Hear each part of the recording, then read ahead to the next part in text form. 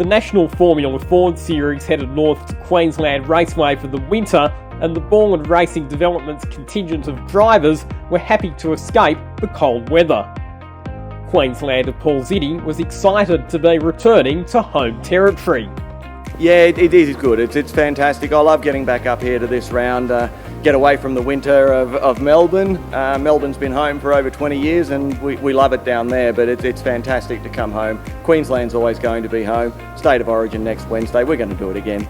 Yeah, look, it's definitely challenging. Now, for most of the teams have obviously got data, so it's not like a great unknown. For the drivers that haven't seen the track, that's going to definitely be a challenge. But the other thing, of course, is you come to a circuit like QR, and a lot of people put it down, call it the paperclip, and they mean it as a derogatory term. But the reality is that actually makes it more of a challenge for the teams and the drivers, because you've only got 6 corners. But if you're not quite right here, you could be 2-3 tenths away, and 2-3 tenths could be 4 or 5 spots on the grid. So that is actually a real challenge, and we'll roll out tomorrow, no one having turned a dry lap. And even that quali, it was a drying quali, so every lap was getting a little bit quicker. The other drivers in the Borland stable were also looking for big performances to solidify their championship positions. Yeah, I think it definitely would be more of a challenge than having just a full dry weekend, obviously. Look, we don't come up here really until we have to come up to race, so it's because it's such a far way away, so I don't know, it definitely will be a challenge, but I think our guys will be up for a challenge. Yeah, obviously they've given me support since I started Formula 4. They've taught me everything I know, so they've been a great help, massive influence into how I drive today, and can't thank them enough really. Qualifying was held in wet conditions, and Jaden Ojeda qualified third, just 0.2 of a second off pole. Ojeda was in the lead pack during race 1, finishing 4th, while Liam McClellan came 8th in his first race at the venue. In race 2, Ojeda was forced wide at the start but staged a strong recovery mission to 6th place, with McClellan again 8th.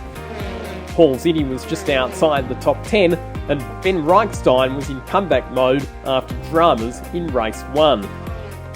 While Ojeda was forced into retirement in race 3, Queensland local Harry Jones had a strong run in his independently run Spectrum, finishing a career best 4th.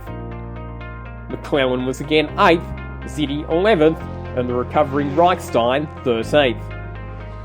I think overall, as a pace concerned weekend, I think we were pretty happy with it. We had pretty strong pace. As for the results, probably not too positive. Obviously, with that DNF in that last race probably hurt us a lot. But still, we'll push forward for next round and put our best foot forward and give it our best shot. Yeah, 100%. I mean, we had good pace, even though we had limited amount of laps in the dry. I feel like we still had a strong car, which was good, and we should be able to take that on to Eastern Creek now. Yeah, we took a lot of positives out of the weekend, improved every session. First time being here and doing my first dry lap in race 1 definitely didn't help a lot, but a lot of progress. I progressed a lot over the weekend and very happy with it.